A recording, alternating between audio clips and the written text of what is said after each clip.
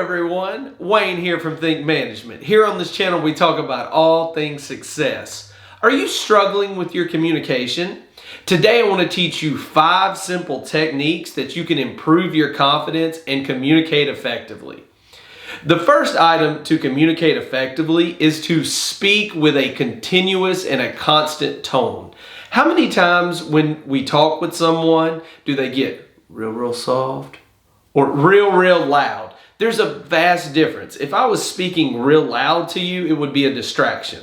If I was speaking real soft to you, it would also be a distraction. One of the things when you're trying to communicate effectively, no matter if it's to one person, if it's to a camera lens, or if it's to 2,500 people, it is to stay in the tone. Now, it's okay to use inflections to bring about points of emphasis or really to bring the audience back in, which are very advanced public speaking techniques. But when you're continuously speaking with someone, try to maintain your tone, maintain your reflection, and so that it will keep the audience engaged.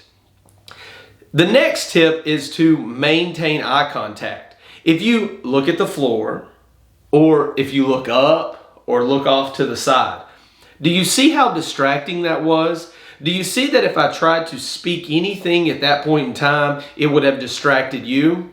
Now, as I bring you back in right now, and I tell you to really maintain this aspect, when you're looking at someone, try to maintain eye contact in periods of 3 to 5 seconds before you look off, or really even before you blink. Now, I know that this is a master's technique when you're public speaking, but whether you're trying to maintain that audience, whether you're trying to become an influencer on social media and you really want someone to hone in what you're talking about and really think and really just focus right now on exactly what you're saying, maintain that eye contact, maintain that seriousness, and watch your results change. The next tip on improving your confidence with communications is to listen to others. I'm reminded of a simple example from Truett Cathy, the founder of Chick-fil-A.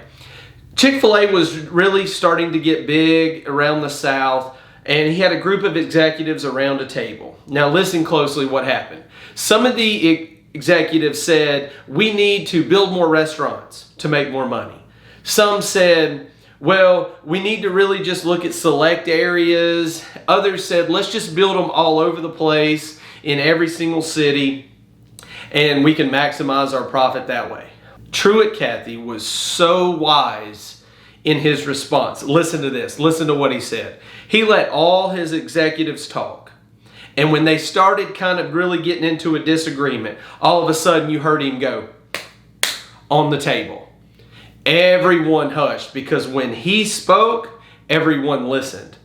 And his response is something that I've remembered for years, and I take it with me in every meeting that I go into.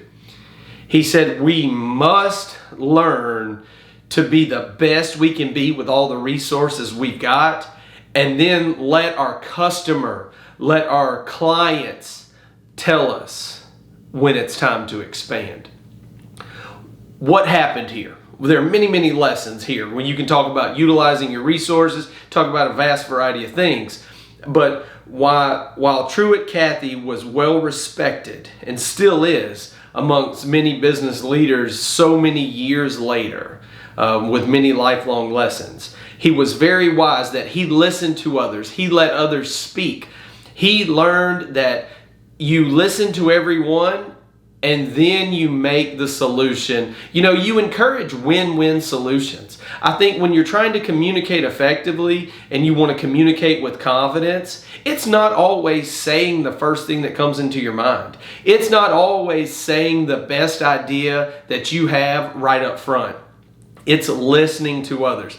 And I'll be the first one to tell you, leaders listen before they speak. Next, tip number 4 is don't attack others or make threats with your speech. How many times have we been in a meeting or in a conversation with someone and you're attacked? Someone says, no, that's wrong. No, you don't know what you're talking about. Now, I understand sometimes stern conversations must be had. I get that. However, when you're learning to communicate with confidence, you learn to use positive reinforcing conversation measures, such as this. That's a great idea. Have you considered A? Or, wow, I never really thought about that angle. Thank you for sharing that with me. However, what about this? Or, simply, have you thought about this aspect? What are you doing?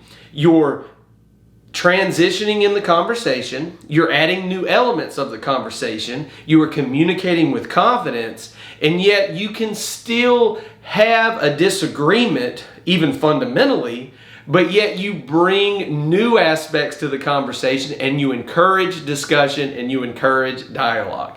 Practice that even in your relationships at home or even your relationship at work, and watch what can happen for you in the future.